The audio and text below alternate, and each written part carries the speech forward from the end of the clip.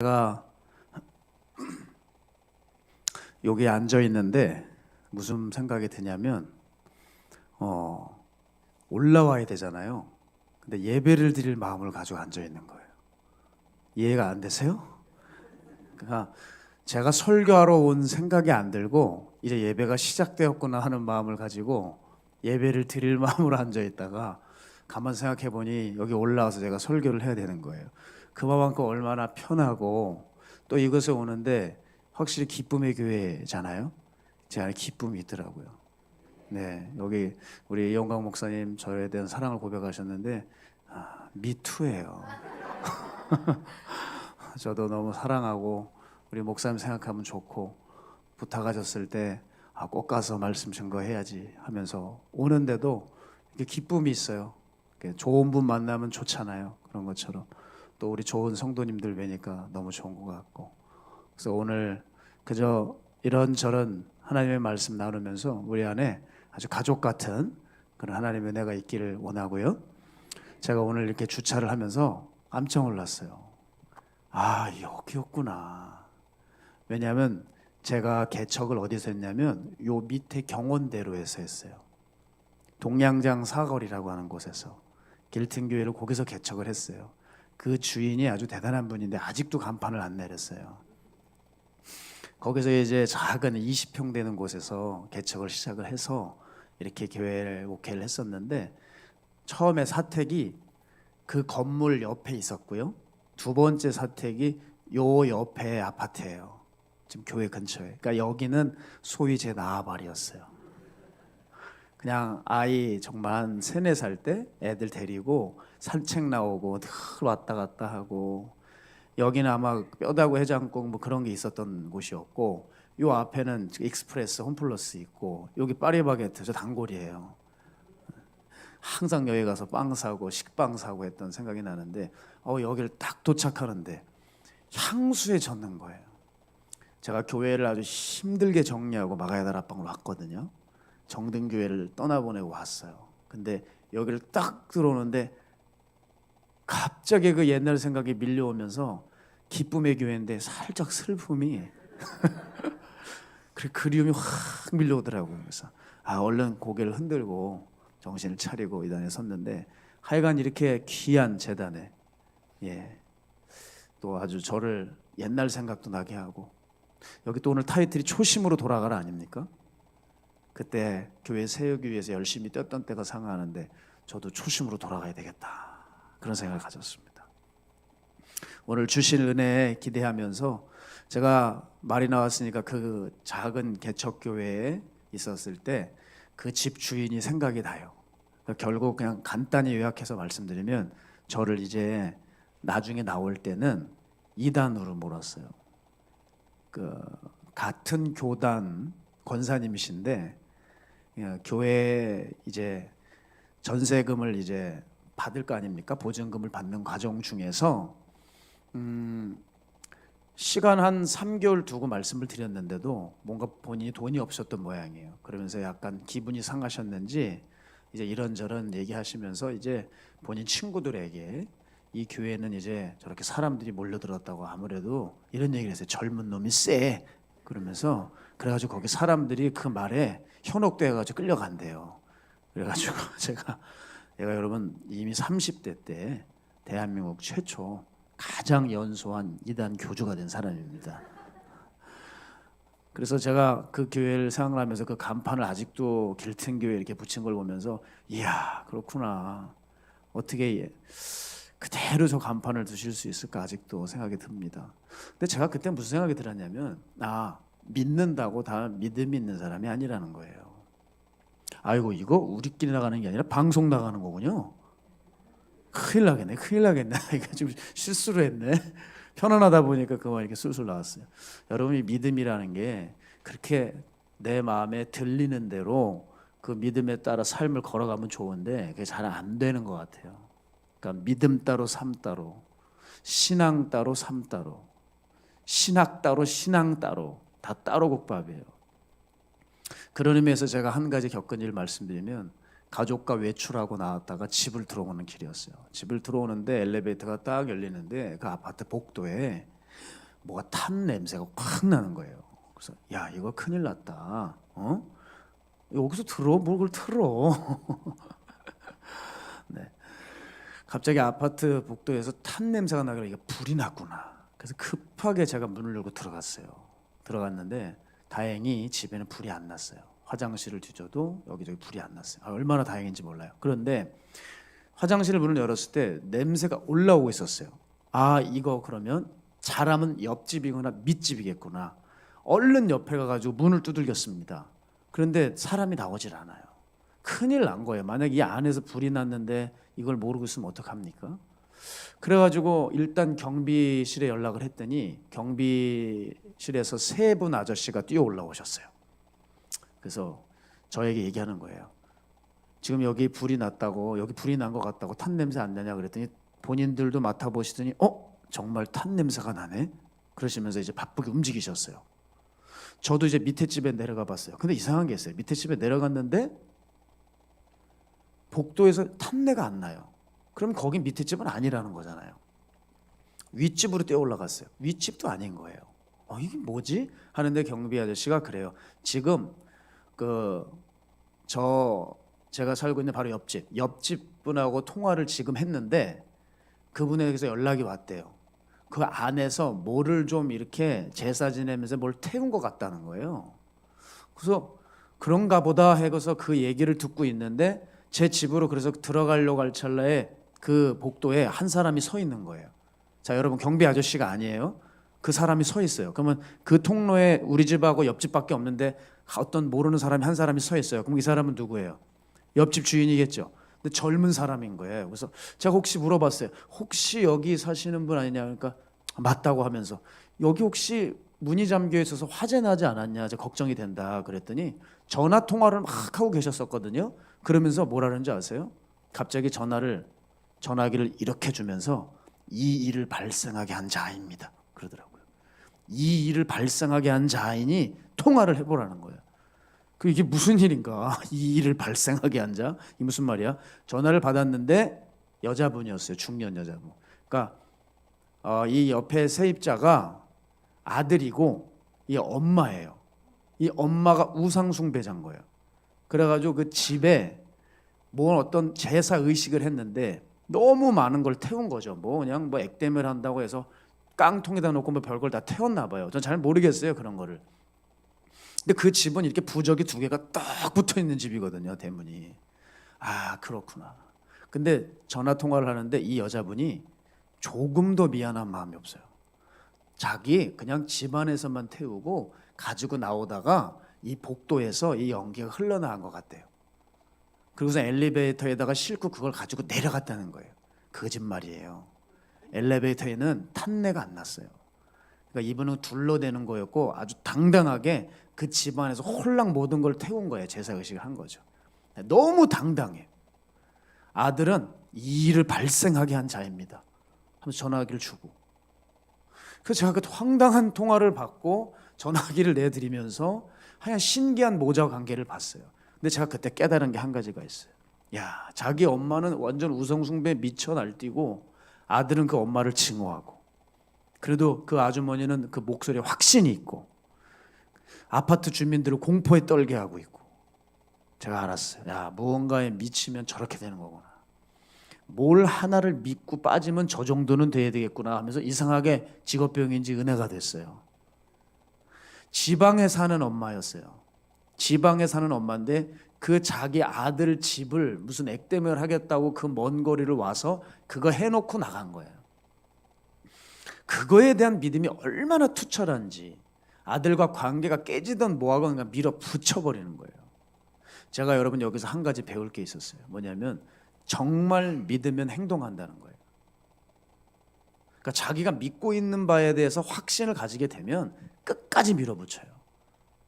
저는 여러분에게 도전하고 싶어요. 여러분 우리가 귀신 우상을 믿는 게 아니라 살아계신 하나님을 믿는 것이잖아요. 근데 그 하나님의 말씀에 대해서 우리가 확신도 없고 믿음도 없이 이렇게 걸어간다. 여러분 정말 주님 말씀하신 부분에 대해서 정말 우리가 철저하게 순종했다면 그 옆집 아주머니처럼 조금 그 아주머니의 열심에 반만 우리가 예수님을 그렇게 믿었다면 우린 벌써 기적과 이사가 끊이지 않을 수도 있다고 생각이 들었어요. 확실하게 믿었으면 자기를 맡겨요. 그런 의미에서 여러분, 저는 돈을 수억을 갖다 줘도 저 죽어도 못하는 게 하나 있어요. 그게 뭐냐면 번지 점프예요. 제가 강원도 춘천산입니다. 고향이 춘천인데 조금만 차 타고 교회지로 나가면 청평 가평이 있어요. 그러니까 물이 이렇게, 뭘 와 그래요? 청평 가평 별거 없어요. 물이 이렇게 있는데 꼭 물 있는데 꼭 번지 점프대를 해놔요. 거기 이렇게 항상 봐요. 거길 지나갈 때마다 옆엔 강촌이 있죠. 강촌 아세요? 예, 뭐 젊은이들의 낭만의 곳이라고 하는데, 네, 강물 다 썩었습니다. 강촌. 그 강촌에 번지 점프대가 있는 거 제가 많이 봤는데 사람들이 거기서 뛰어내리거든요. 막 소리를 지르고 와 이러고 뛰어내려요. 여자고 남자고. 그래서 저는 운전하면서 참 대단하다. 어떻게 저렇게 돈을 주면서 고통스러워할까. 부드러워서 돈을 주면서 이렇게 뭐 이렇게 무서우면서 돈을 줄까. 근데 여러분, 저는 그 사람들 믿음이 대단하다고 생각해요. 전 수억 갖다 줘도 그 무슨 뭐 교관 같은 사람 하나 있잖아요. 안전장비 채워주잖아요. 자기 인생이 얼마나 귀해요. 그 안전장비에 자기를 맡겨요. 그 교관인지 뭔지 생전 본 적 없는 사람이잖아요. 근데 그 사람 말을 믿어요. 뛰어내려도 안전하다고. 제가 거기 수심을 알아요. 그렇게 깊지 않아요. 잘못 뛰어내렸다가 바위에 그냥 골 깨집니다. 그냥 가는 거예요, 그날로. 거기를 뛰어내린다? 아, 믿음이 대단하구나. 여러분, 못 믿으면 못 뛰어내리겠죠. 그러니까 우리가 믿는다는 건 이 정도인 거예요. 아시겠죠? 예수님을 믿는다는 건 적어도 이 정도가 돼야 되는 거예요. 그런데 교회 현장에서 보면 사람들이 은혜는 다 받았대요. 들을 말씀들 얼마나 정리정돈도 잘하는지 다 챙겨요. 은혜 다 받았대요. 너무 좁은 귀한 삶이래요. 얼마나 침이 마르도록 자랑해요. 근데 본인은 안 살아요. 여러분, 안 사는 건 어떤 거예요? 네? 안 믿었다는 거죠. 하나님의 말씀을 들었는데 그러면 그걸 믿어졌으면 그렇게 살아야죠. 안 살죠. 안 믿은 거예요. 십자가 설교를 아무리 들어도요, 자기를 못 박지를 못하고 자기 자존심을 건두고 열받게 했다고 교회 확 나가더라고요.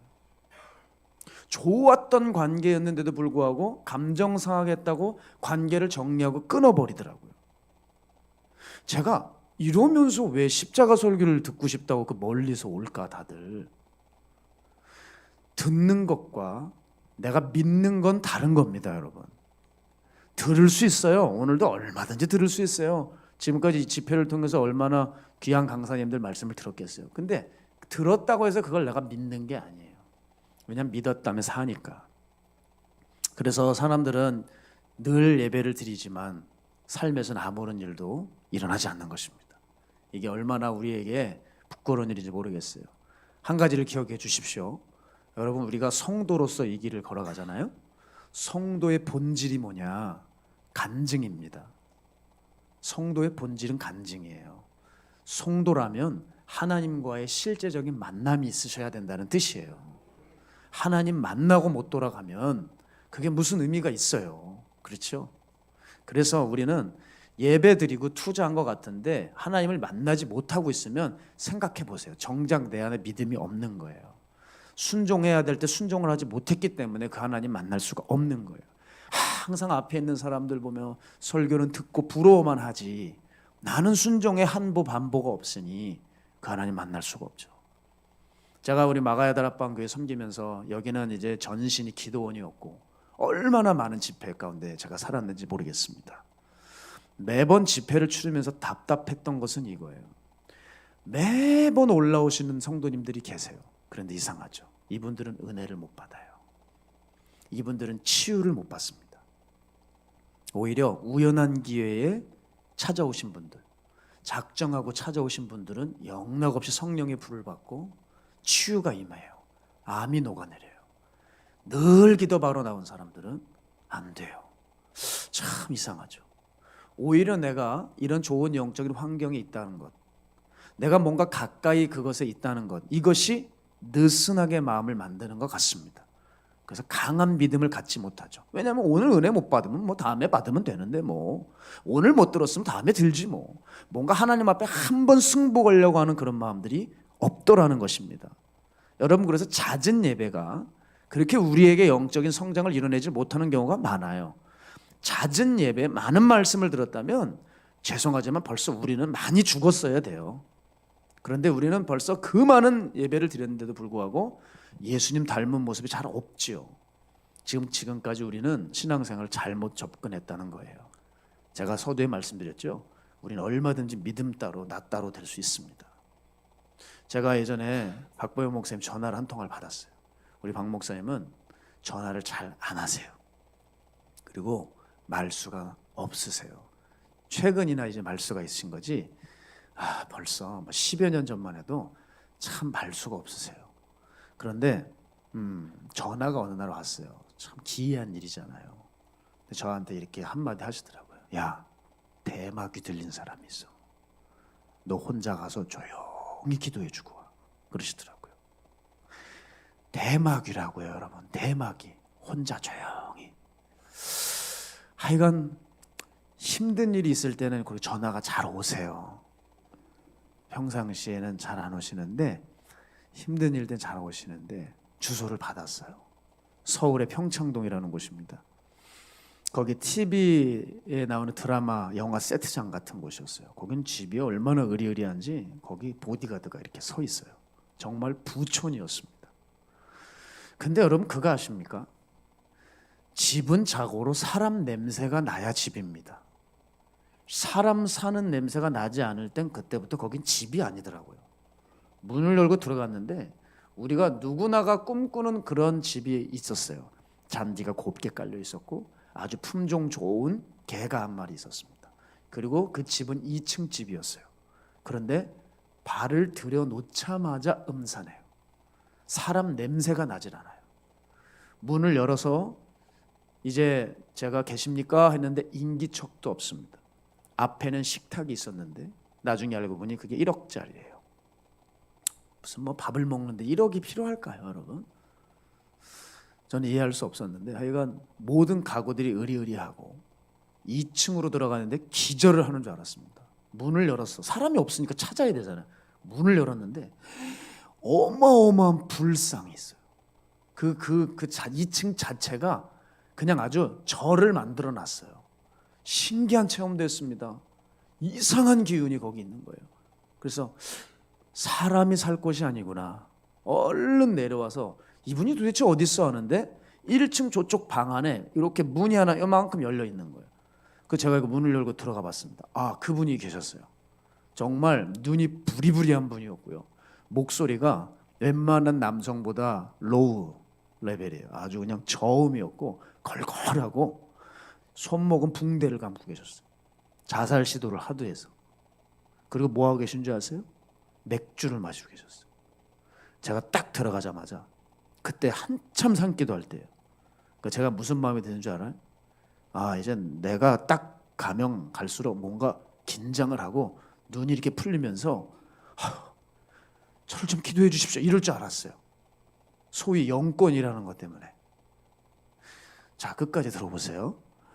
제가 이제 그분 앞에 자신감 있게 걸어갔어요. 딱 걸어갔습니다. 당신이 내 눈을 보면은 눈이 흔들 수밖에 없어. 귀신은 왜 잘 못 쳐다봐요. 나 보라고 하면서 이런 자신감을 가지고 딱 걸어갔습니다. 그분이 저를 딱 보더니 이렇게 얘기하더라고요. 아유 귀엽게 생겼네. 누나 맥주 한번 따라봐. 그러더라고요. 야, 아주 한순간에 저의 그 예전 전도사 때의 그 높아진 마음을 한 방에 부시더라고요. 아이고 귀엽게 생겼네. 누나 맥주 한번 따라봐. 그러는데 그 제가 그랬어요. 저는 맥주 따르러 오지 않았습니다. 이리 오시죠. 그래서 머리에 손을 딱 얹어가지고 퍽 얹어가지고 그냥 방언으로 뜨겁게 기도했어요. 그리고 축사사역 할 때는 살짝 샛눈을 떠야 돼요. 왜냐하면 이제 폭력을 휘두르는 경우가 있잖아요. 그러니까 저를 보호해야 되기 때문에 그러다가 그냥 아구창이 날아갈까 봐 대마귀니 뭐 붕 날아갈 거 아닙니까, 여러분? 여자들 여러분 귀신 들리면 힘이 일반 장정들 세네 달러부터도 안 됩니다. 그거 아십니까?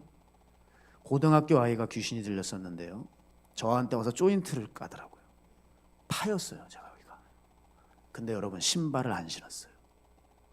신발을 안 신는데 저를 때리는데 이게 쇠가 와가지고 팍 치는 것 같더라고요. 옥 주저앉았어요. 그게 귀신의 힘이에요. 그러니까 인간으로서 그 여성으로서의 나타나는 그 힘이 아니에요. 물론 몇 분 아주머니 계세요. 힘센 분들, 남편 패시는 분들, 그런 분들 말고 가끔 있는데 가끔 있어요. 여기 주안동에도 있어요. 가끔 내가 잘 알죠. 여기 싸움 많이 났었어요. 제가 이제 기도를 해드리고 났는데 기도를 해도요. 쫙 기도를 하고 있어요. 샘눈을 뜨면서 살짝 떴어요. 근데 뭐 하고 계시는 줄 아세요? 막 두려워 떨면서 눈이 막 뒤집히면서 왜 이러지? 오늘은 술 먹기가 힘드네. 그게 아니라 샥 웃는 그 표정 아세요? 샥 맥주를 따르고 계시더라고요. 네가 안 따라주면 내가 따라 먹어 임마. 딱 따르고 계시더라고요. 야, 그때 제가 무슨 생각이 들었냐면 만만치 않구나. 그건 첫 번째 드는 생각이었고 정말 제 마음에 오는 교훈은 이거였어요. 이분은 그래도 기도를 받아서 이분이 왜냐하면 심한 우울증에 있어서 자살 시도를 몇 번 하셨으니까 자기 인생이 싫은 거예요. 돈은 그렇게 많아도. 그러니까 박보영 목사님께 기도 부탁을 하셨겠죠. 이분은 기도를 분명히 받고 싶었습니다. 아주 사정사정을 하신 겁니다. 그래서 제가 그곳을 간 거예요. 근데 제가 거기서 깨달은 게 뭐냐면 기도는 받고 싶지만 회개는 하지 못하게 하더라고요. 그게 귀신이 하는 짓이에요. 기도는 받을 수 있는데 따르지는 못하게 하더라고요. 결국 술을 못 끊으시고 이분은 강경화 말기로 그만 소천하셨어요. 소천하셨다는 얘기를 듣고 정말 얼마나 가슴이 아팠는지 몰라요. 제가 이 일을 겪으면서 사탄에 대해서, 악한 영에 대해서 깨닫기 시작했죠. 사탄이 신앙 고백 다 하게 합니다. 예배 빠지지 않게 합니다. 기도 다 받게 합니다. 근데 순종하는 것은 막습니다. 변화되는 것은 막아요. 회개 못하게 합니다. 여러분 바로 여기에 진짜와 가짜의 차이가 있어요. 진짜와 가짜는 별로 구분이 안 돼요. 제가 이 아프리카나 중동에서 양과 염소를 다루는 분들 얘기를 듣거든요. 여러분 다른 목장이 있는 게 아니라 같은 한 목장에 둔대요. 그래서 양과 염소가 때로는 구분하기 힘들 때도 있는 모양입니다. 참 신기하죠. 이렇게 우리 안에 진짜와 가짜는 겉모양을 보면은 다 그냥 똑같아 보여요. 근데 그 한 끗 차이가 있어요. 주님을 못 따라가요. 똑같이 눈물 흘리고 똑같이 손 들고 찬양하고 기도하는데 못 따라가요. 저는 여러분 사람들이 보면 이런 것 같아요. 예배는 드리지만 각자 자기가 원하고 믿고 싶은 건 따로 있는 것 같습니다. 내가 믿어도 믿고 싶은 것만 믿고 받아들이고 싶은 것만 받아들여요. 그래서 하나님의 만남에 간증이 없는 거예요. 사람들 사실 요즘만 그런 게 아니고 복음서 보게 되면 예전에도 그랬어요. 여러분 벳세다 뜰이라고 하는 곳에서 오병이어의 큰 사건이 있었습니다. 사람들이 음식 받아 먹을 때는 너무 좋았어요. 저분을 메시아 삼고 싶었어요. 왜요? 저분이 메시아가 되면 우리가 주려 굶주리지 않기 때문에. 그런데 예수님이 그 이후에 그 동일한 회중에 대해서 하늘의 양식이 뭔지 이제 하나님 말씀을 증거하실 때가 오거든요. 예수님을 왕 삼으려고 했던 그들, 예수님을 따랐던 그들이 황당한 일이 벌어지죠. 하나님의 말씀이 선포되니까 내 관심사가 아니니 떠나버리는 거예요. 내가 믿고 싶은 것만 믿고 따르고 싶은 것만 따르더라는 거죠. 그러니까 결국 말씀이 아닌 그들은 빵 때문에 모인 사람이에요. 저는 우리 기쁨의 교회가 예수님 말고 빵 때문에 모인 사람 한 명도 없기 바랍니다. 저는 한국 교회의 이 다수는 죄송하고 감히 이런 말씀 드릴 수 있으면 모르겠지만 감히 한마디 드릴게요. 허수일 수 있어요. 허수. 다수는 허수일 수 있어요. 왜냐하면 그 마음의 중심이 빵 때문에 모인 사람이라면. 내가 원하는 바 때문에 모인 사람 10만 명이 대형교회 있다 해보죠. 아무 의미가 없는 교회입니다. 하나님이 전혀 관심도 주실 수 없는 그런 교회입니다. 그 사람들 빵 없으면 떠날 사람이에요. 교회에 와서 내 피로 채우려고 하는 사람. 기도와 믿음은 어디까지나 내 욕심 채우는 도구로 전락시킨 거예요. 속은 이미 세상에 다 가 있는데 겉은 얼마든지 종교인 포장지로 둘둘둘 말고 있는 사람. 그러니 교회들마다 시끌시끌한 겁니다. 가끔 그것이 알고 싶다 막 나오고. 연기를 끝까지 잘하셔야 되는데 연기를 제대로 못해가지고 걸린 거거든요. 그것이 알고 싶다에 나온 사람들. 그 사람들은 연기를 오랫동안 해온 사람들이에요. 근데 사람이니까 실수를 해서 거기 나와버리는 거예요. 자, 대표적인 연기자가 누구냐면 가룟유다입니다. 예수님의 제자로서 온갖 기적을 다 봤죠. 그런데 소용이 없었어요. 처음에는 예수님 따라가면 흥미로울 것 같았습니다. 자기 관심사와 동일한 것 같았습니다. 왜냐하면 처음에 돈꾀를 맡겼잖아요. 재정부장을 맡겼다 이 말이에요. 그러니까 자기가 좋아하는 돈 주니까 좋았죠. 날 믿고 돈을 맡기네. 맨날 돈 만지니까 좋고 돈 냄새 맡으니까 황홀하죠. 근데 시간 지나면서 돈이 나한테 맡겼으면 돈을 모아야 되는데 돈이 자꾸 줄줄 새. 맨날 누구 줘라 그냥 누구 섬겨라 나만 하는 게 없는 것 같은 거예요. 이거 이 사람 따라가다 완전 알그지 되겠구만. 처음에는 그럴싸하게 따라갔지만 시간 지나니까 자기가 믿고 싶고 자기가 바라는 게 없습니다. 그러니까 예수님 떠나고 그냥 팔아버리는 거예요. 예수님 옆에 있었어도 그 꼴이었는데, 야, 여러분, 우리는요, 이게 정말 무서운 거 아닙니까? 가룟유다 요즘 없겠습니까?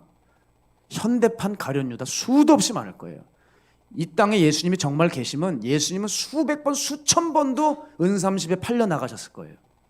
자, 그런 의미에서 하나님이 만일 여러분의 소원을 응답하시지 않고 여러분이 원하시는 것을 여러분이 기도하실 때 그거 아니야 라고 말씀하시고 오히려 너 그거 버려야 돼, 거절해야 돼 라고 하실 때에도 여러분 그분을 하나님이라고 믿으실 수 있으시겠습니까? 그분을 믿음으로 따르실 수 있겠습니까? 그게 안 되면 제자가 아닙니다. 진짜가 아닌 거예요. 콩고물을 얻기 위해서 달려들어온 그 베스다들의 무리들인 거죠. 자, 이제 그럼 어떻게 해야 이 속물근성 가짜들의 모습이 우리 안에서 사라질 수 있을까? 우리는 생각해 봐야 됩니다. 그건요, 간단해요. 진짜들과 가까이 하는 겁니다. 진리의 말씀과 가까이 있는 거예요. 그런 발전이 있어요. 제가 아는 교인 중에 은행에서 근무를 하시는 분이에요. 이분은 늘 지폐를 세세요. 어떤 분 또 은행에서 근무하시는 분인데 뭐라 했냐면 이래요. 교회에서 재정을 맡는데 이런 얘기를 하시더라고요. 목사님, 만약에 저희들이 은행에서 근무할 때부터 이런 얘기가 있어요. 만약 은행에서 자기가 늘 아침에 눈 뜨자마자 집에 갈 때까지 돈 만지잖아요. 그죠? 그런데 만약에 이 돈이 정말 돈으로 보이면 그거 하면 안 된대요. 은행원이. 맞습니다. 그게 돈으로 보이면 은행원으로 뛰면 안 되는 거예요. 그땐 빨리 사직을 해야 되는 겁니다. 이런 분들이 이제 재정부에 들어가고 뭐 이렇게 하긴 하잖아요. 근데 제가 이 은행 근무한 분을 한 분 아는데 이분은 위조 지폐를 잡아내는 능력이 있어요. 그래서 제가 물었어요. 이거 성도님 어떻게 이렇게 금방 이걸 하세요? 그랬더니 목사님 이거 간단합니다. 우리는 늘 진짜 지폐를 이렇게 보고 세다 보니 늘 진짜 지폐를 세다 보니 위조 지폐는 되게 그럴싸한데 탁 티가 날 수밖에 없대요. 그래서 잡아낸다는 거예요.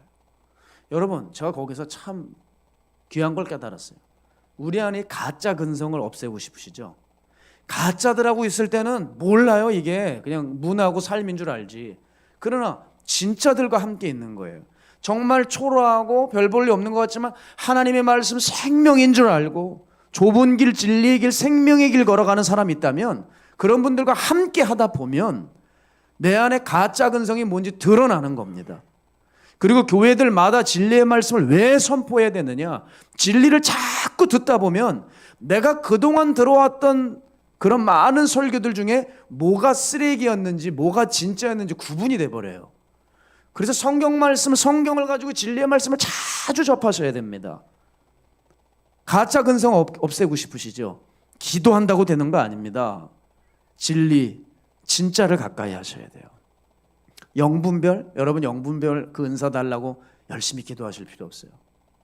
영분별의 은사를 받아도 그게 되지가 않아요. 왜냐하면 사탄이 얼마나 광명한 천사와 같이 하나님의 음성같이 치고 들어오는지 혼란스러워요. 여러분, 그래서 우리에게 영분별의 은사보다도 정말 중요한 게 있어요. 예수님의 생애입니다. 예수님의 라이프 스타일이에요. 예수님이 하셨던 말씀입니다. 그 진리의 말씀이 기반이 되어 있으면 내가 특별히 영분별의 은사를 받지 않아도 그 진리의 말씀이 들어있으면 잘 분별을 하게 돼요. 그래서 기도를 할 때 다른 게 아니라 진리의 말씀이 내 안에 가득 차서 이 말씀이 내 삶의 옳고 그름을 가를 수 있는 기준 되게 하여 주십시오. 정말 올바를 거예요. 특별히 이 마지막 때는 흔드는 때 아닙니까? 미혹의 때는 다른 게 아니라 흔드는 때잖아요. 이 흔들 때 흔들리지 않으려면 어떻게 되느냐?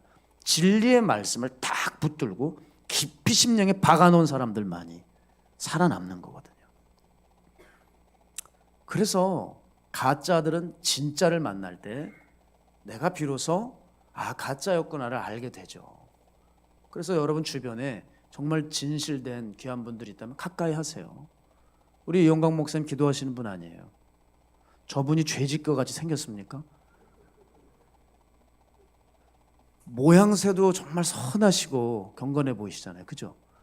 가서 상담하시고 기도도 받으시고 목사님의 삶을 잘 보시고 우리 청년들 특히 자꾸 괴롭혀야 돼요.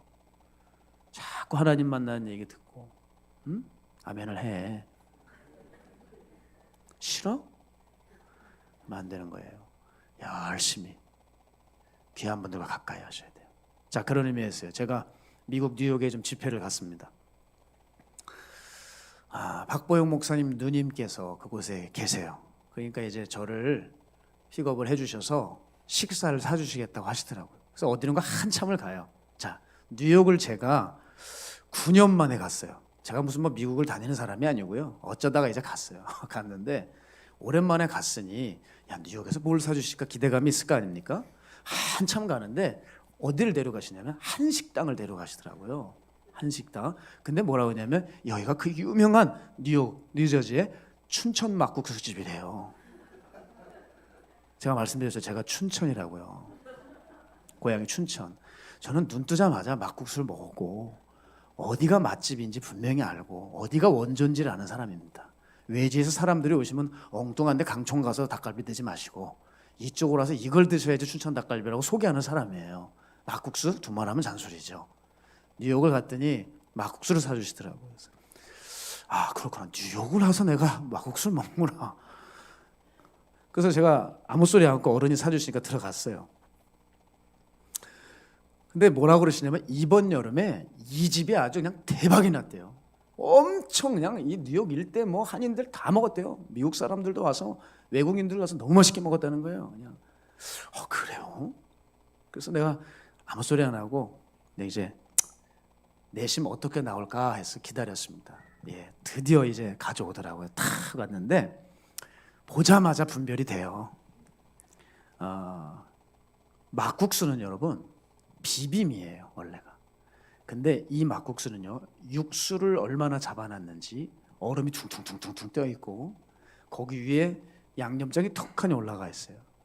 춘천 막국수라고 하기에는 무리가 있었어요. 그런데 여러분 저 시원한 맛에 그냥 잘 먹었어요. 여러분 믿어주세요. 그냥 맛있게 시원한 맛에 잘 먹었어요. 어른이 사주시는데 잘 먹었어요. 그러고 나서 계산을 이제 하시려고 우리 박 목사님 누님께서 카운터로 가시더라고요. 가서 그냥 계산하고 나가시면 되는데 갑자기 저를 부르세요. 임 목사 일로 와보라고 그러더니 사장님한테 소개를 해주는 거예요. 이 친구가 고향이 강원도 춘천이에요 그러는 거예요. 그런데 여러분 그때 있잖아요. 그 주인 사장님이 그 이상한 공기가 흘러요. 뭔가 어색한 뭔가 이루 말할 수 없는 그 어떤 이상한 분위기가 돌더니 그래서 얼른 제가 물었어요. 사장님 춘천 분이세요? 그랬어요. 그랬더니 이 사장님이 갑자기 고개를 이렇게 숙이시면서 표정이 어색하신 머리를 극적극적 그러시니 저 원주예요 그러시더라고요. 그러더니 뭐라고 그러시냐면 제가 아무 말도 안 했어요. 이 막국수는 춘천 막국수가 아니라 그냥 강원도 전체를 아우르는 국수입니다. 거기다 그냥 춘천자를 붙였어요. 그래서 멋쩍어 하시는 거예요. 그래서 아야 사장님 아니에요. 저 잘 먹었습니다. 아주 맛있게 잘 먹었습니다 하고 얼른 나왔죠. 그런데 고모님이 물으시더라고요. 야 어때?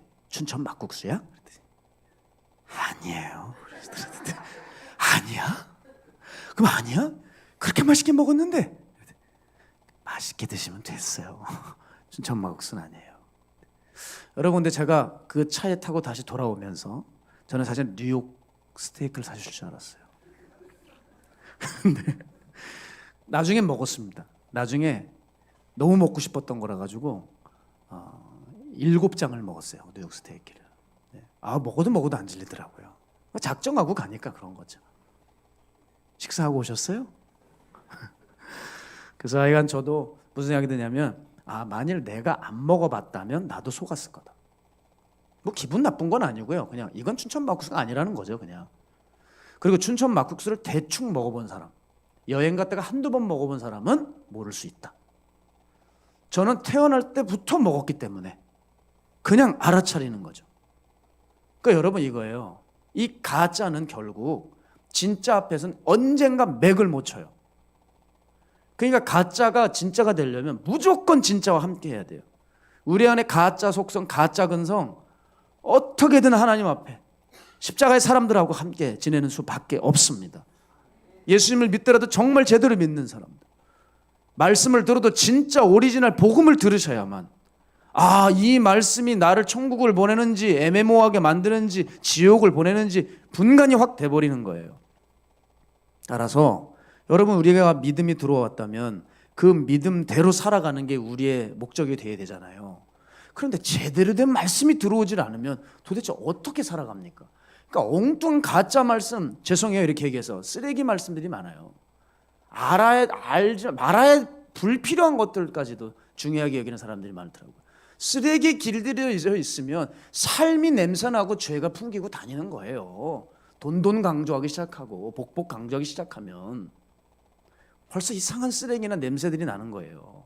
그래서 여러분 예수님을 믿으시려면 제대로 된 말씀이 들어와서 그때 온전한 믿음이 생길 것이고 그 믿음이 나를 움직일 수 있게 해야 된다는 거예요. 그래서 외우신 말씀 혹시 있다면 그 말씀을 암송으로 그냥 끝내실 게 아니라 우리의 생활로 이어지게 해야 된다는 거예요. 왜냐하면 진짜를 접하지 않으면 이 세상이 만만치가 않아요. 맥을 못 춥니다. 제가 이 개척하면서 바로 여기죠. 뭐 지역적으로 요 미치잖아요. 처음 개척할 때 청년들이 들어오더라고요. 그래서 이제 제가 젊은 목사를 해서 청년들이 들어오는가 보다. 청년들이 이렇게 계속 들어와요. 그래서 걔네들 데리고 청년 예배를 제가 이제 인도하면서 처음에 아이들이 뭐 이렇게 울고 뭐 그래요. 그래서 참 기분이 참 좋았어요. 야, 이제 아이들에게 복음이 들어가는구나 했는데 이상한 일이 있어요. 분명히 그 주에 은혜를 받았던 애인데 둘째 주가 됐잖아요. 교회를 안 와요. 셋째 주가 됐는데 나타나지 않아요. 전화도 안 받아요. 이런 일이 몇 번 있었어요. 제가 참 이상했어요. 얘네들이 예배당 주일에 와서 은혜는 받고 가는데 세상에 한 주 살다 오면은 세상 앞에 맥을 못 추는 겁니다. 그래서 이거는 조치를 취해야 되겠다. 목사로서 자존심도 상하고. 그래서 했던 방법이 뭐냐면 애들 다 예배 끝나면 집에 안 보냈어요. 봉고차 딱 문 열고 니네들 여기 다 타라. 영문도 모르고 이제 갑자기 안 보내니까 다 타. 기타 가져와. 뭐 가져와. 그래가지고 차에 다 싣고 인천에 제일 번화가가 구월동이었어요. 구월동 가서 백화점 앞에서부터 사람들 얼마나 많이 다녀요. 거기서부터 이제 애들 일렬로 쭈루룩 세워놨어요. 한 10명 서 있더라고. 야 이제부터 찬양해. 그래서 이제 외치는 거예요. 알았어? 예수 믿어야 구원받는다. 이건 다 알잖아. 그러니까 이거 외쳐. 시작한 거죠. 얘네들이 처음에 바짝 얼어 있었어요. 제 눈치만 보는 거예요. 안 했다가 혼날 것 같고. 어떤 애는 또 갑자기 숨어요. 그래서 너 일로 와 왜 그래? 그랬더니 저기 동창이 오고 있대. 야 동창이고 뭔창이고 일로 와. 그래가지고 너 그냥 서 있어. 빨리 가서 외쳐. 이렇게 해가지고 아이들이 계속 훈련을 시켰습니다.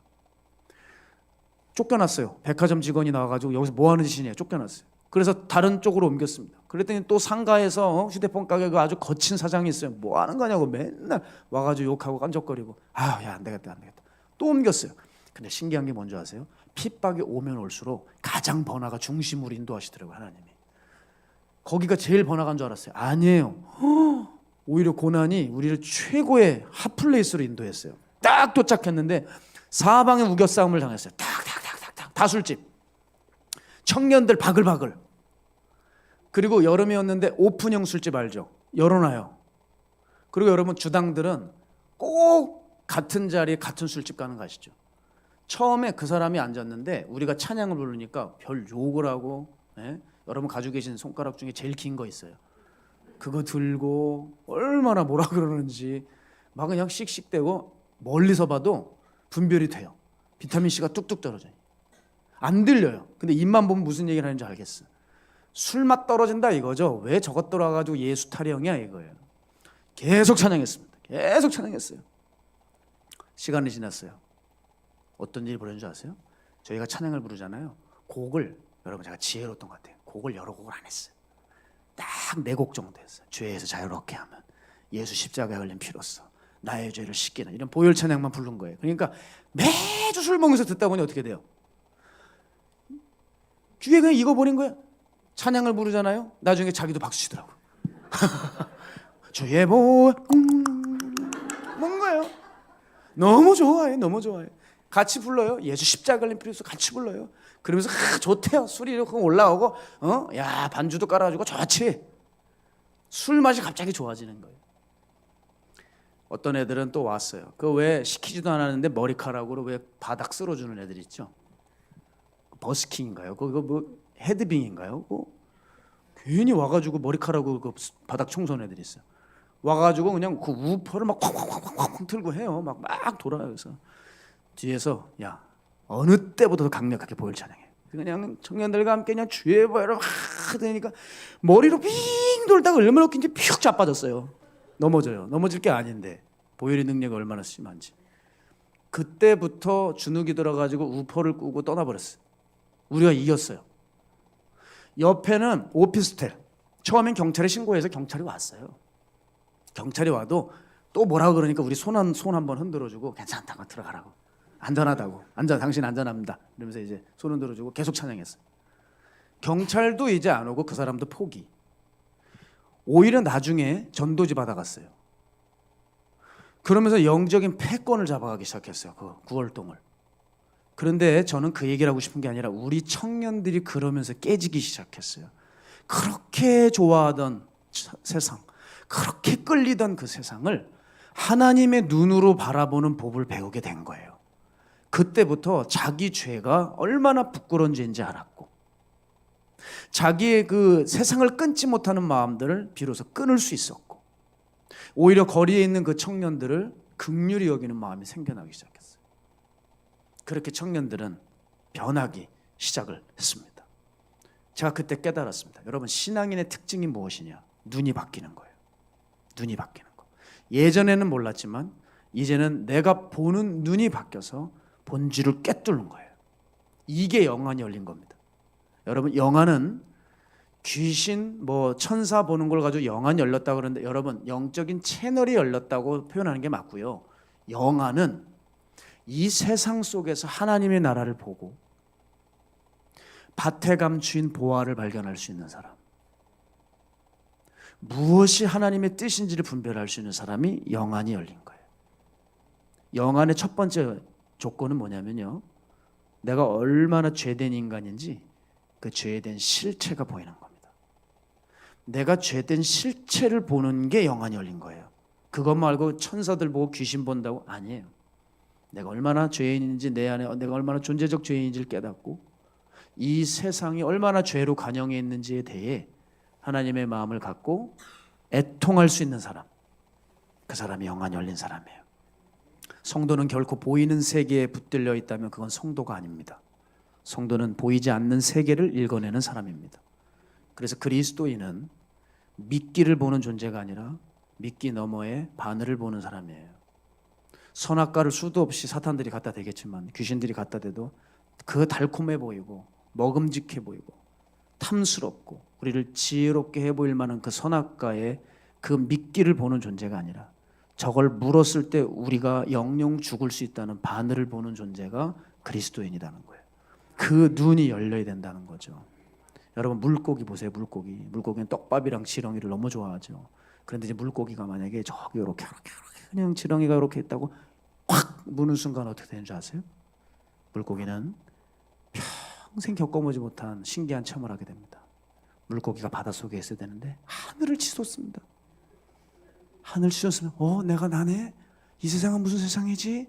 하면서 이렇게 보는데 웬 머리털이 없는 대머리 아저씨의 음흉한 웃는 모습이 발견이 되고, 그러면서 그 모습이 발견된 순간 자기는 그의 털난 손에 들어가 가죽이 싹 벗겨진 다음에 끓는 물로 들어가야 돼요. 여러분 이게 사탄이 우리를 잡아먹는 거랑 똑같습니다. 무는 순간 그때부터 전혀 다른 체험을 하게 되는 거예요. 근데 그걸 무는 거예요.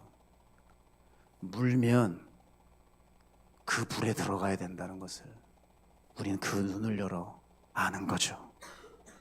그래서 여러분 우리의 삶이 정말 이 세상의 것들에 빼앗기고 그 수많은 귀신들이 되는 선악과 다 칠 수 있는 본질의 눈이 열려야 될 줄로 믿습니다.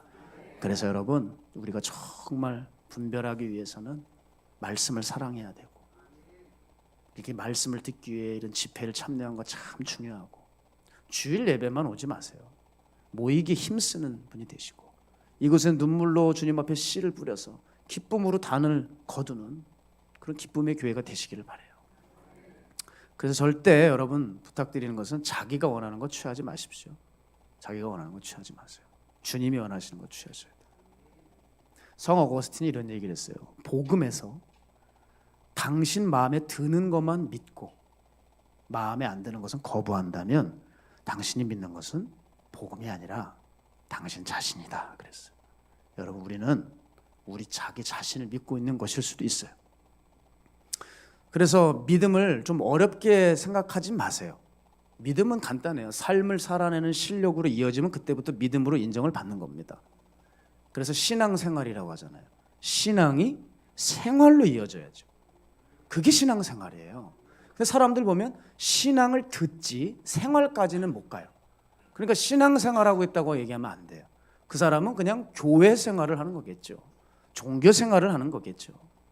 그런 의미에서 제가 참 신앙이 생활이 되지 못했구나, 제 자신을 좀 반성하는 계기가 있었어요. 그게 뭐냐면 설교는 그럴싸하게 하고 있는데 제 삶이 안 받쳐주더라고요. 무슨 말이냐, 주님 나라 위해서 대가를 지불하고 자기를 부인하고 자기 십자가 지고 주님을 따라가야 된다, 설교를 꽤 많이 했어요 제가. 그런데 저에게도 한번 이걸 다루는 시간이 왔을 때 제 실체를 알았어요. 난 가짜였구나 라는 그런 규정을 내린 게 뭐냐면, 제가 8년 동안 목회했던 그 교회를 내려놓고 오는데 얼마나 힘들었는지 몰라요. 그 2월경에 갑자기 전화 한 통을 받습니다. 그래서 갑자기 다락방으로 부임을 하라는 거였어요. 그때 마가의 다락방교회는 너무 귀한 곳이에요. 그건 뭐 두말하면 잔소리죠. 그게 아니라 저도 인간이기 때문에 이게 정이 붙어있는 이 교회를 나온다는 거는 너무 힘들어요. 처음 개척했고 길에 나가서 전도해서 한 사람 한 사람 모시고 교육시키고 일꾼으로 만들고 청년들 데리고 그렇게 나가서 전도했던데 대학가를 누비면서 전도했거든요. 이제 그 청년들 다 두고 와야 돼요. 혼자만 떠나왔습니다. 그때 많이 힘들더라고요. 고민하고 있을 때 코로나까지 딱 찾아왔어요. 그래서 얼른 아내와 아이들을 처가로 보내고 저는 이제 혼자 있는 거예요. 혼자 방 안에 누워 있으면서 밥도 다 이렇게 어른들이 차려놓으셨지만 그 밥을 먹을 기운도 없이 방바닥에서 누워만 있는데 내가 왜 이렇게 힘들어야 되나. 정말 힘든 시간을 제가 보냈는데 지금도 그 전화 한 통을 받고 부임할 때까지 그 2달여 시간, 그래도 빨리 결단하고 들어가긴 했지만 그 2달은 저에게 정말 죽음의 시간이었던 것 같아요. 그때 제가 한 가지를 깨달았어요. 나는 가짜구나. 내 것을 내려놓질 못하는구나. 내 걸 포기를 못하는구나. 제가 제 자신을 얼마나 사랑하는지 알게 되었어요. 그때 참 십자가를 많이 묵상했던 것 같아요. 나를 부인하고 제 십자가를 지고 나를 따를 것이다. 여러분, 진짜와 가짜는 바로 여기서 갈려요. 진짜는 험한 십자가를 사랑하고 가짜는 편하고 안정된 삶을 원합니다. 오늘 성경에 보게 되면 두 부류가 나와요. 이거 잘 들어보셔야 돼요. 중요한 교훈이에요. 서기관 부류가 있어요. 성도들도. 그리고 제자 부류가 있고요. 이걸 마태는 두 부류로 나눠놨어요. 자, 서기관 부류가 뭐냐면 주님을 따라가는데 자기 욕심이 있는 케이스고요. 제자 부류는 주님을 따르는데 바라는 게 없는 케이스입니다. 자, 오늘 예수님께 찾아온 두 사람이 있어요. 엄밀히 말하면 두 사람이 아니라 거의 한 사람이라고 봐야 되는데, 서기관이 찾아와서 뭐라 그러죠? 주님, 내가 주님 어디로 가든지 제가 따르리이다. 그때 예수님께서 뭐라고 말씀하셨는지 알죠? 예? 여우도 굴이 있고 공중의 새도 거처가 있으되 인자는 머리 둘 곳이 없다. 여러분, 거의 동문서답 수준이에요. 제가 예수님 따르기 원합니다. 선생님 어디로 가든지 따르기 원합니다 했더니 여우도 굴이 있고 공중의 새도 거처가 있으되 인자는 머리 둘 곳이 없다. 무슨 말이에요? 이 말은 즉슨 뭐냐? 너 나를 따라온다 하지만 네가 원하는 거 내게 없어, 이런 말이에요. 인자는 머리 둘 곳이 없다. 내 삶은 고난의 삶이고 고난의 쓴 잔을 마셔야 하고 십자가의 삶이다. 네가 날 따라올 수 있겠냐? 네가 원하는 거 없어. 네가 지금 따라오려고 하는 이 길이 너 정말 내 길이 어떤 길인지 안다면 너 그 말 못해. 넌 도중 하차하고 말 거야. 딱 불합격 판정을 내립니다. 여러분, 사람들 그렇지 않아요? 사람들 그래요. 알면 따라올 수가 없는 경우가 많아요. 여러분, 알았으면 그 남편이랑 결혼하셨겠어요? 아니, 알았으면. 남편 얘기를 하는데 우리 남자 성도님이 웃으시네요. 저 웃음은 무엇은? 혹시 아내분은 옆에 없으신가요? 네. 있어요? 그렇군요. 잘못 물었네요. 아니요, 두 분은 좋은 것 같습니다. 자, 여러분, 그 남편, 그 아내, 그 알았으면 결혼했겠어요? 안 했을 거예요. 애도 쉽게 낳으셨겠어요? 그 몰랐으니까 결혼하니까 나도 모르게 애를 낳으면서 그렇게 애 기르면서 고생을 하는 거죠. 서기관은 영적인 심장으로 오는 게 아니라 사람의 심리로 계산하고 따른 거를 주님이 아신 것입니다. 자, 반면에 이 제자 부류가 있어요. 제자 부류. 주님, 제 아버지가 돌아가셨습니다. 제가 제 아버지 장사 지낸 후에 그 다음에 주님 따르겠습니다. 그랬어요. 자, 여러분, 자기 아버지 돌아가셔서 장례 치르는 게 나쁩니까? 나쁜 게 아니죠. 그죠? 당연히 치를 수 있죠. 유대인의 장례는 한 주입니다. 한 주만 시간 딱 달라는 거예요. 근데 주님이 뭐라 그랬어요? 죽은 자는 죽은 자들이 장사하게 하고 너는 나를 따라라. 이분에게는, 이 사람에게는 너 지금 빨리 나한테 와야 된다. 지금 나를 따르라고 하면서 적극적으로 끄세요. 이 사람은 어떤 사람이에요? 고난의 잔을 마실 수 있는 사람인 거예요. 인자의 머리 둘 곳 없는 삶을 자기의 삶으로 여기고 따를 수 있는 사람인 거예요. 서기관 부류는 뭐냐? 한마디로 말씀드릴게요. 반만, 즉 조건부 헌신을 있는 사람들이고요. 제자의 부류는 무조건적 헌신이 있는 사람을 제자라고 하는 겁니다. 따라서 이 예수님이 이 제자를 부르신 이유는 뭘 말씀하시냐? 너 인륜을 어겨라, 예의를 어겨라, 인간의 도리를 어겨라가 아니에요. 장례 못 치르게 하는 게 아니라 우선순위를 가르치고 계신 거예요. 어떠한 일보다도, 네게 가장 중요한 일이 있을지라도, 네 사랑하는 아버지라도 가족이라도 나보다 더 중요할 수는 없다는 것을 가르쳐 주시는 거예요. 주님의 이 순종의 요구 앞에 그 어떤 것도 그 자리를 대신할 수 없다. 이것을 따를 수 있는 사람만이 제자다라는 거예요. 그런데 이런 신앙이 있습니까? 없죠. 제가 지금은 갈 수 없으니 나중에 갈게요, 목사님. 지금 결단해 주세요. 제가 같이 못 가드리지만 헌금은 할게요. 뭐 뒤에서 기도는 할게요. 지금 집회는 못 오지만 다음 주 주일 예배는 갈게요.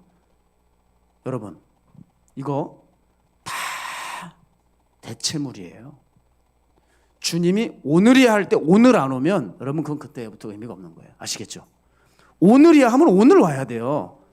그래도 왔는데요 하면서 내가 날짜 정하는 게 아니에요. 야, 지금이야. 그럼 지금 가는 거예요. 우린 그 믿음이 없다고요.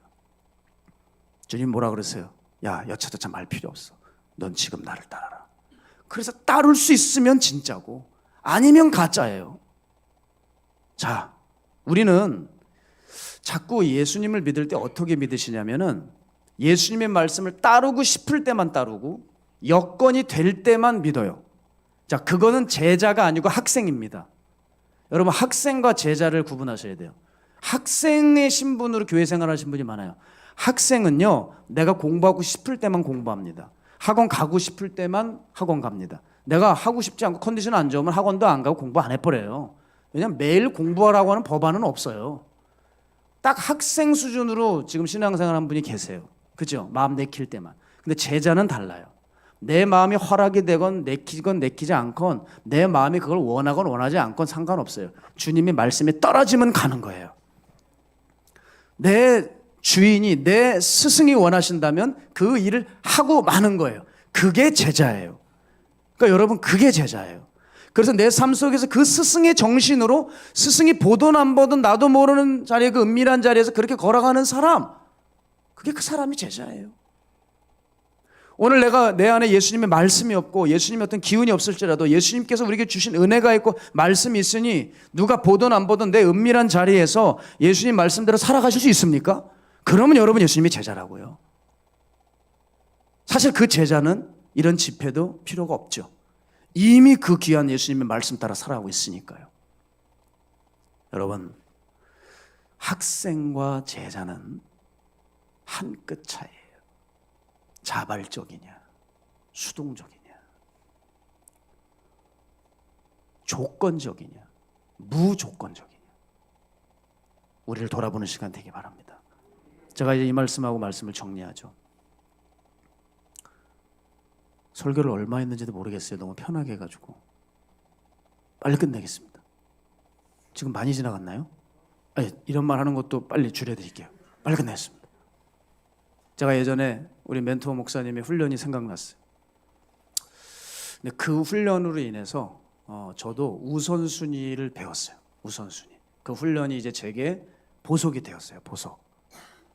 한 가지 예를 들어드리면 예나 지금이나 그때 당시 마가야 다락방의 목요 철야는 무게가 굉장히 컸습니다.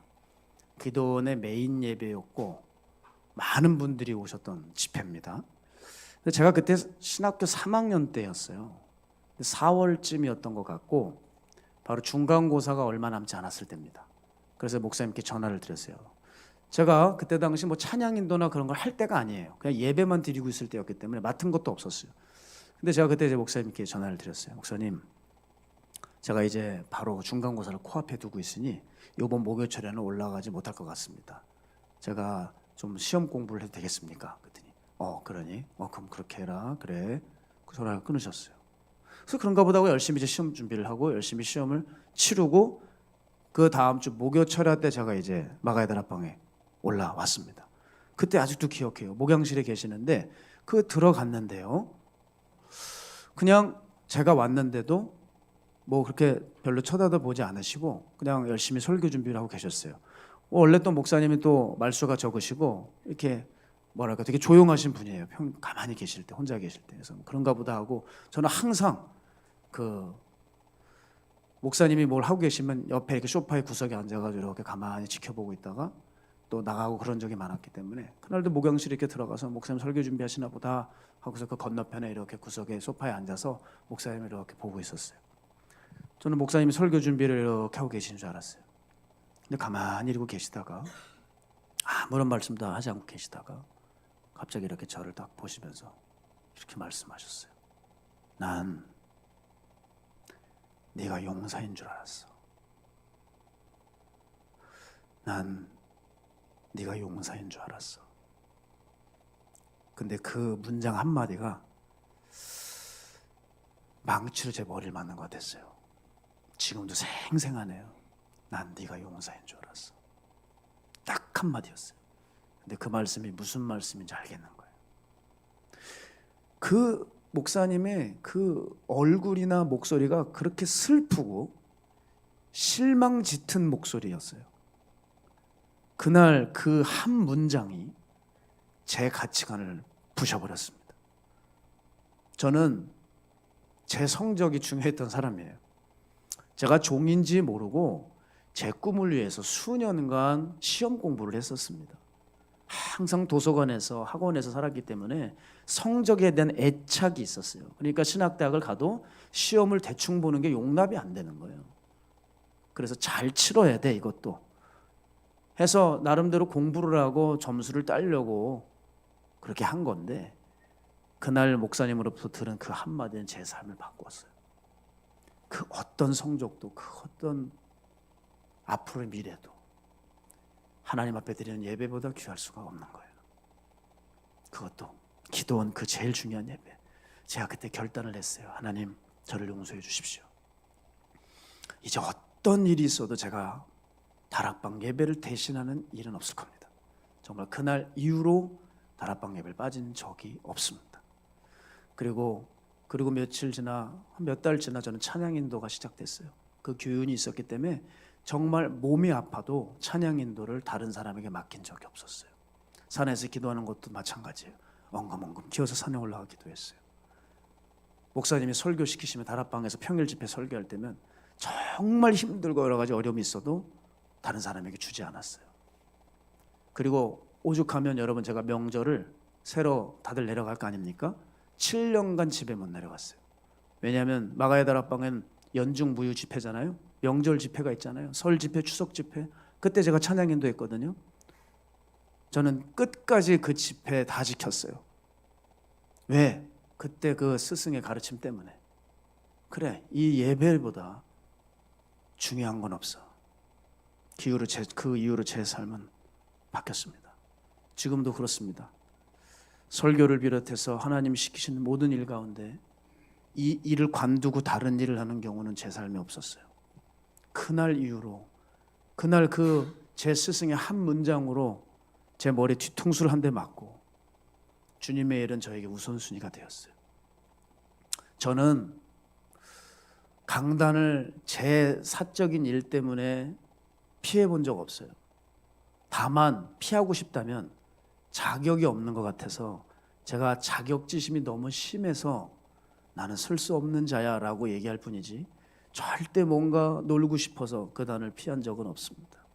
저는 그 한 번의 일로 제 가치관이 깨지고 지금도 너무 부족하지만 기어서라도 정말 절고 병든 다리를 할지라도 주님 앞에 그렇게 엉금엉금 걸어가고 있습니다.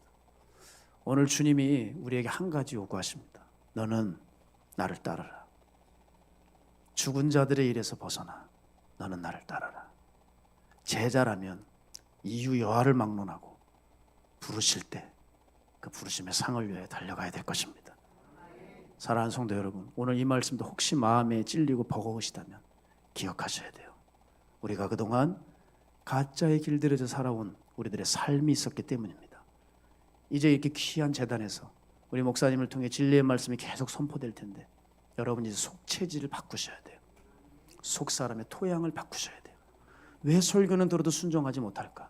이 안에 말씀을 새길 수 있는 마음의 토양이 준비되지 않아서 여전히 돌밭과 같고 가시떨기밭 같고 옥토가 되지 못했기 때문에 우린 여전히 말씀 앞에 버겁고 의심이 들고 순종하기는 힘들고 회의감이 찾아오는 것이거든요. 사랑하는 여러분, 이제 우리가 진리의 신앙에 가까이 하기 원합니다. 진리의 말씀을 사랑하기 원합니다. 그래서 가짜를 다 뽑아내셔서 주님께서 인정하신 귀한 신앙의 길 걸어가시길 주님의 이름으로 축복합니다.